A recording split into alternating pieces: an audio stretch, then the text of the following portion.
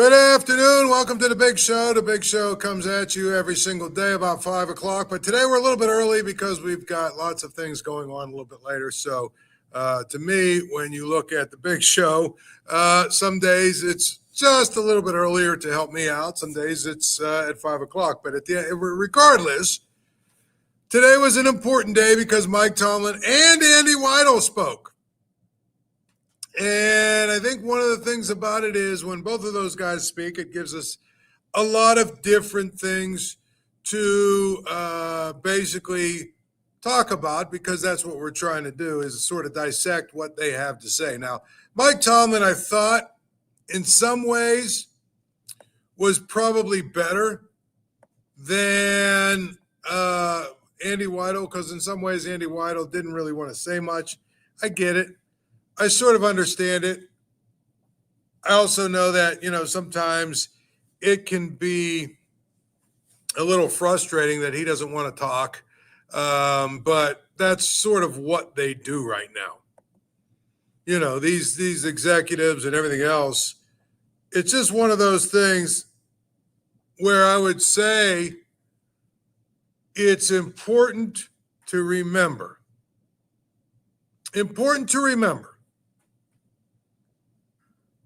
That what is going on right now is the preseason.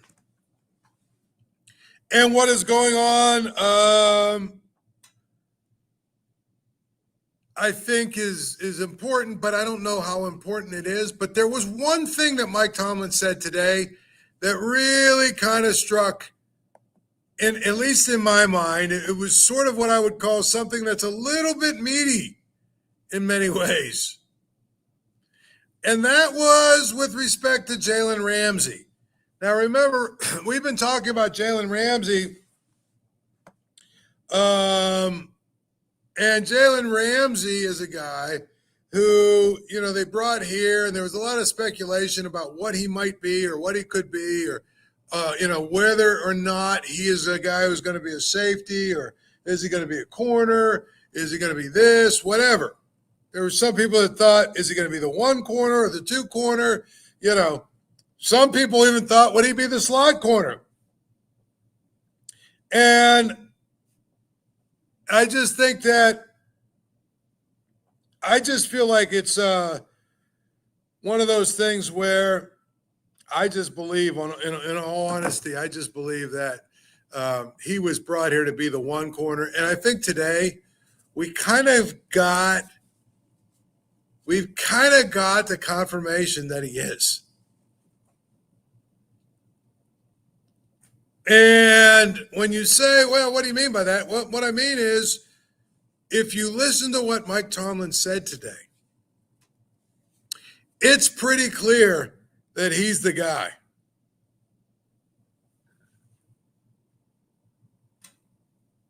I just feel like that's the key. I just think that, to me, when Mike Tomlin speaks, sometimes he actually says something. And today he said, and I quote, someone asked him basically about Jalen Ramsay. Actually, didn't even ask about Jalen Ramsay. So the Steelers are playing, or they're practicing against the Tampa Bay Buccaneers. And they're going to have a joint practice. And so it's one of those things where somebody asked him, and they wanted to know, what is it, or who is it? Is there a competition? Are there people in that cornerback room who are going to, want to have the opportunity to basically cover Jalen Ramsay? I'm sorry, Mike Evans. And Mike Tomlin said it very clear. He said, there is no question that this is not a discussion. There's no conversation to be had. We're not going to sit here and discuss it, because that decision has already been made. That decision has already been made. That's Jalen's job. He's going to cover Mike Evans, for whatever, obviously in the practices. Now, he won't in the preseason game, and I'll get to that in a little bit. But in the practices, he's going to be the guy who gets a chance. Okay? Who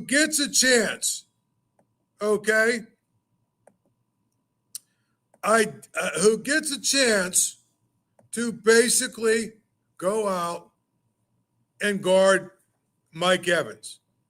Mike Tomlin kept saying, over and over and over again, he kept saying that Mike Evans was a really good red zone guy, a tight red zone guy, I think is what he was calling him.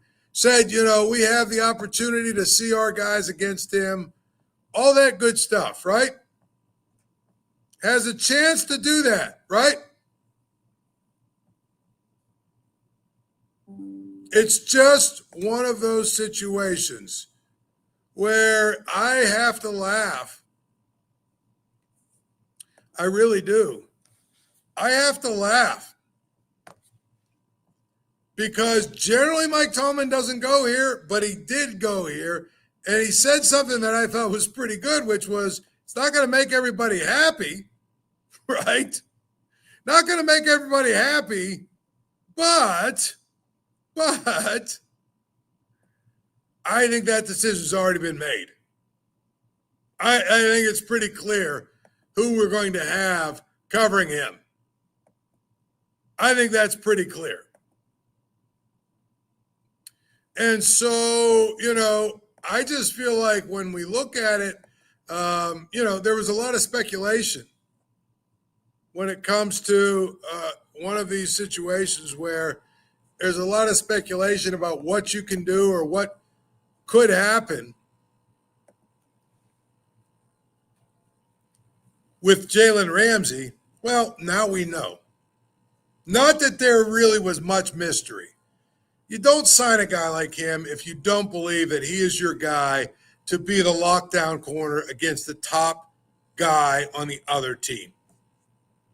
Period. You just don't. And Mike Tomlin made it pretty clear, well, there's some younger guys, I'm sure, who are probably not happy about it because they're competitive and they all want to be the guy. But guess what? It's basically too bad. Because the reality is that it's going to be Jalen Ramsay, not Joey Porter Jr., who is going to be the guy.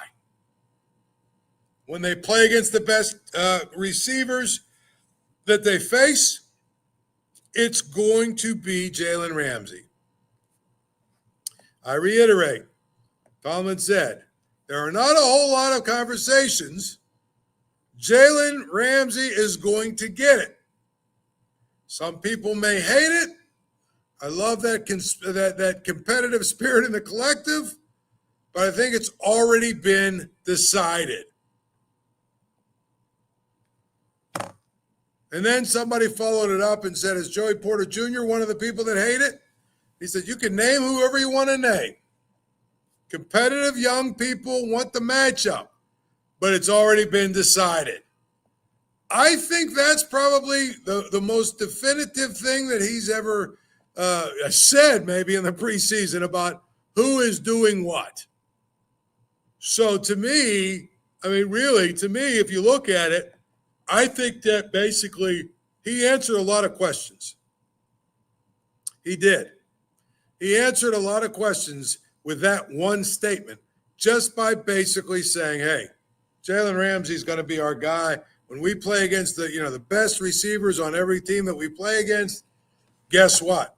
He's going to be the guy that draws the assignment. Other guys would love to draw the assignment, but they're not going to because he's our guy. And, when they have a chance to play Justin Jefferson, when they have a chance to play Jamar Chase, right?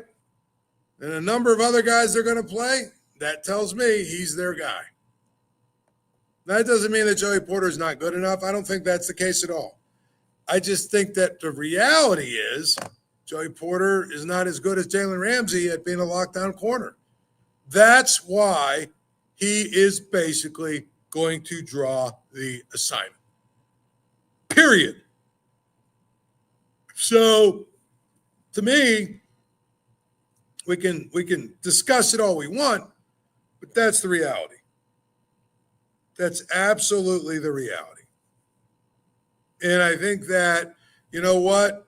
It is going to be very, very interesting to see what happens with Joey Porter. I mean, I happen to think that he is a pretty good player. And I happen to think that he's got a shot. I do. I happen to think he's got a shot. But I also know this. If he doesn't get better from last year, then I worry. I really worry, what is going on and what is going forward, his upside, how good is he going to be, what's he going to be, right? All that stuff. I just don't know. Is he going to be a guy who just never got better and, he's handsy and he's physical and he's all that other stuff? I don't know. I think bringing a guy like Jalen Ramsay in, though, will help Joey Porter because he can learn from Jalen Ramsay. But I think the other thing about it is it takes some of the pressure off Joey Porter to be that lockdown guy, to be the guy who, they ask to do things that he might not be capable of doing. I've talked to some people who say they think he's probably a number 2, which there's nothing wrong with being a number 2. But my point is they were trying to make him a number 1. And Jalen Ramsey's an older guy. I don't know how many years he's going to play. So, they've got to figure out what they have in Joey Porter. Regardless of what you think, they've got to figure out what they have in Joey Porter. And if they have a 2, then that means they need to go out and get a 1. If they have a 1, it means they can get rid of Jalen Ramsay or whatever and, do that. I'm just telling you, it's just one of those things.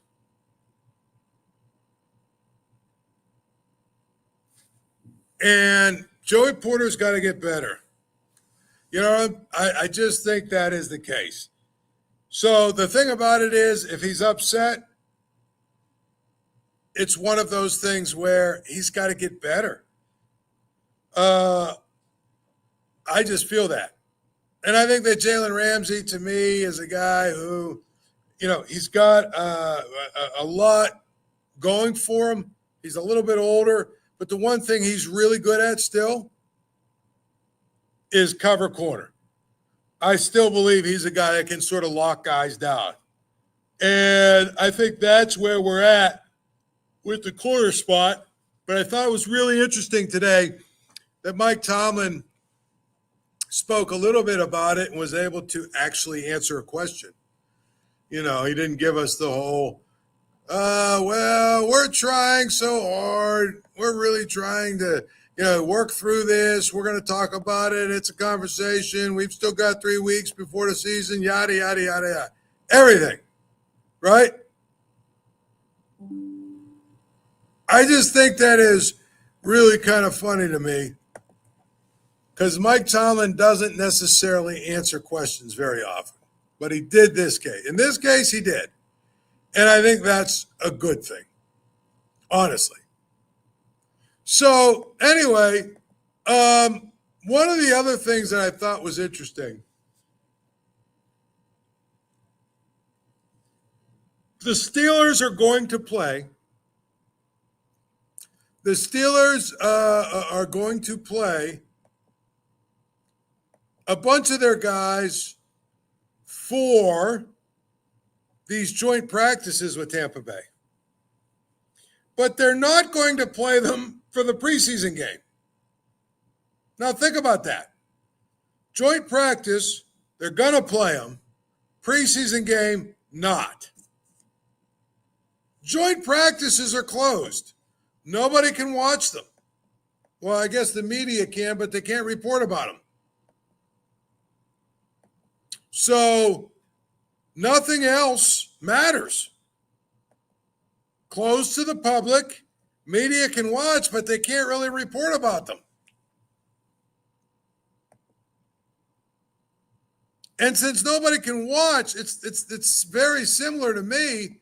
I think when you look at it from this standpoint, okay, one of the things I would tell you is the fans that can watch the preseason games, which is all of us, I mean, they really don't benefit from these joint practices. So I feel like when you think about it from that standpoint, it doesn't make a lot of sense to me to have preseason games anymore. I mean, am I being over, am I overreacting? Probably. But I also think if these guys are not going to play in the preseason games, why even have them? Just have a bunch of close scrimmages. That way you can do whatever you want to do. And nobody can, read into anything you're doing. I mean, that's me at least. That's just where I look at it. And so I feel like it is, kind of silly in so many ways. I feel like it is it's just so, in so many ways, it's kind of silly that Aaron Rodgers, Jalen Ramsay, DK Metcalf, all these other guys, they're all going to play in this closed practice with Tampa, but they're not going to play in the preseason game on Saturday. Well, the funny thing is they charge money for the game on Saturday.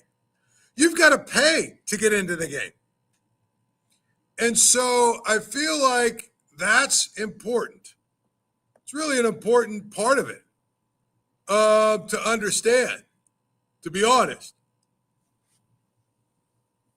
So now it feels like to me that you have to really kind of hone in on all this stuff. And when I say hone in on it all, I mean understand that what happens tomorrow in a closed scrimmage that nobody can watch is far more important than what's going to happen Saturday when they play a preseason game that everybody can watch. So I just feel like it's important now that we have a conversation. What's the point of preseason games? I mean, seriously. They're not going to play Aaron Rodgers and Jalen Ramsay and, DK Metcalf and just about anybody else in their third preseason game, which means we will go through 3 preseason games and they will not have played any of their key players outside the tackles. So what's the point? Like, I'm increasingly to the point where I say maybe they should just have training camp and then have, 3 or 4 controlled or whatever you want to call them, scrimmages with live action that are closed. But the problem is they've already fleeced everybody for preseason tickets. I've said this a million times, and I mean this. They would be better off raising the price of regular season tickets and getting rid of preseason games. Because everybody hates preseason games. And my point is, let's say you're charging $40 a ticket for the 2 preseason games, right? Let's say you're charging $60 a ticket for the 2 preseason games, okay? So you got, I think, whatever, 1 or 2, let's say you have 2 home preseason games. $60 a ticket, right? Actually, let's go to, let's go to $80 let me think about it. Yeah, $80 a ticket, right? Or say $40 a ticket, $80 total, whatever it is. You mean to tell me if you got rid of that and you added 15 or 20 bucks to the cost of the regular season ticket, that would affect attendance? It wouldn't. Steelers are sold out for years, literally years. And nobody's giving up their season tickets because you raise the prices 10 or 15 bucks, especially since you'd only have to do it one time. You basically would tell people, listen, we're not going to have a preseason. We're not going to have a preseason anymore. But we need to make sure that we make up some of that revenue. So, you know what? We're going to charge you season ticket holders a little bit more. I don't think you'd lose a single person because people don't give up their tickets like that. They just don't. So, to me, I get it. Jim Matthews here says, if you're a guy on the bubble, you sure want preseason games. I agree to a point. That can all be achieved in scrimmages and closed practices, couldn't it? Without charging people premium prices for tickets. That's what I would tell you. It's one of those things where I have to laugh, but it's true. If you look at what they're charging for a preseason game, tell you the other thing I could get with. Why not? Okay, charge people a little bit more for regular season games, and then make the preseason free. Let anyone come. So I think that's where we're at with it, to be honest. When you think about it, it's one of those things where I believe you could do it in a way because everybody seems to hate preseason. Everybody seems to hate the preseason games. And so because of that, it's one of those things where I believe you could do it better. Do it in a way that you're not fleecing people for tickets and money. And I think that's the key. Seems to me that decisions are going to be made mostly off of these practices, controlled practices, and controlled scrimmages with other people. So what are we doing here? What are we really doing? That's what I got to tell you. It's so important, I think, to remember that. So it's going to be important now. The next step, I think, is going to be important for the Steelers to figure out what their roster is. And be honest, I think, guys, here's me. There used to be 2 cut down days. Now there's only 1. I would still probably, after this preseason, start to cut some guys off the back end of the roster who have no chance of making it, so you can give more time to the guys who do. And I think in the third preseason game, you're going to play all the guys who are, looking for a shot to try and make the roster. So, to me, that's what we're talking about. Honestly, that's what we're talking about. And I feel like that is always going to be, the most important thing is that third preseason game. Leave it for guys who are fighting for the roster. Leave it for guys who are actually fighting for a roster spot. And that's what it always comes down to. And I just feel like that's where we're at. I think. Put it that way. Game's always on at Archie's. Get down to Archie's on Carson Street. Archie's, home of 80-cent wings. Home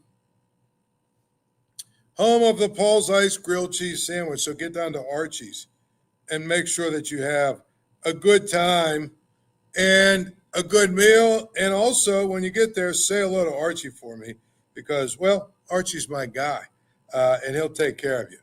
So I look forward to this game against Tampa.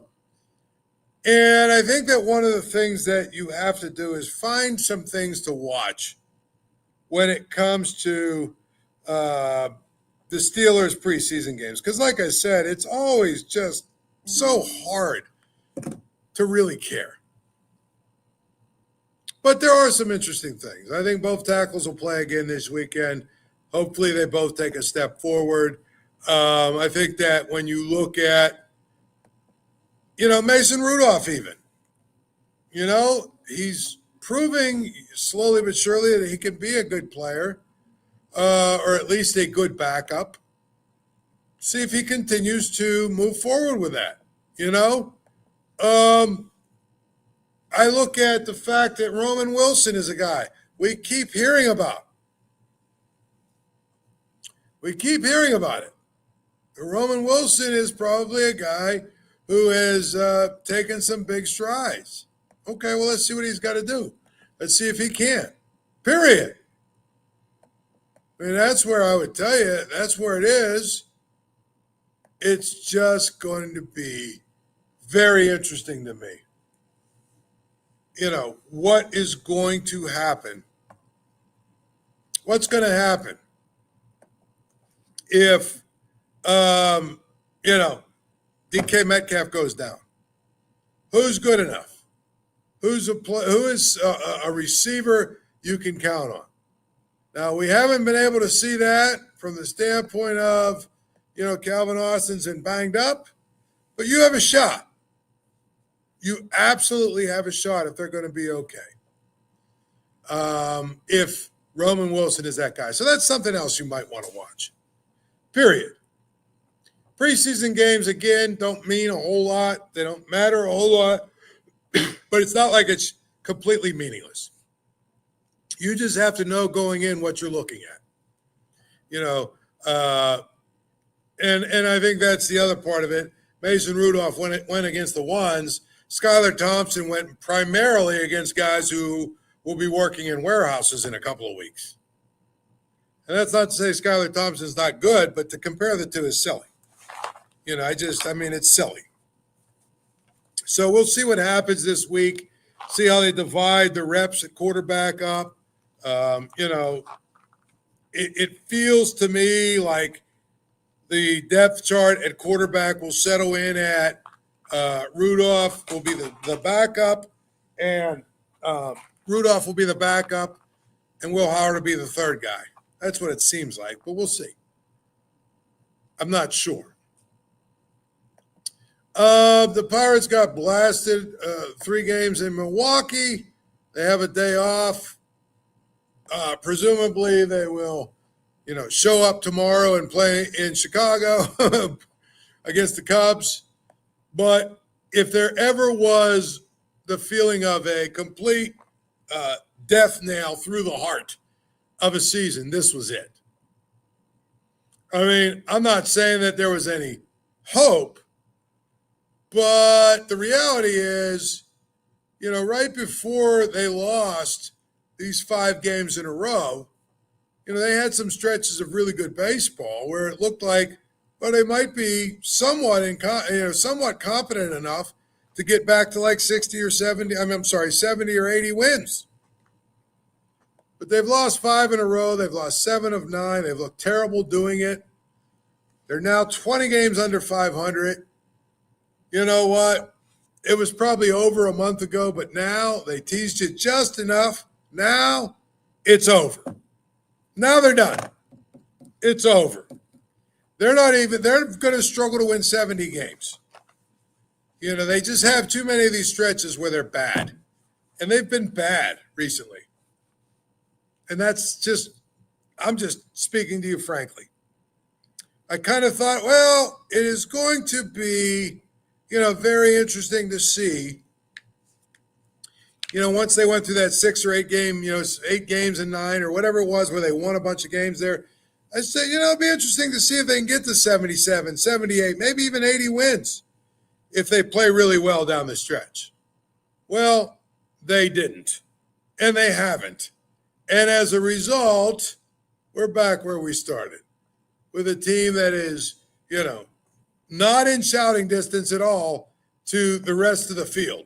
And that's probably troubling in year 6 of a rebuild.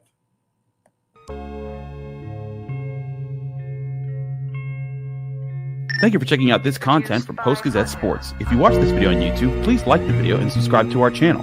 For all of the sports coverage the Post-Gazette has to offer, visit post-gazette.com.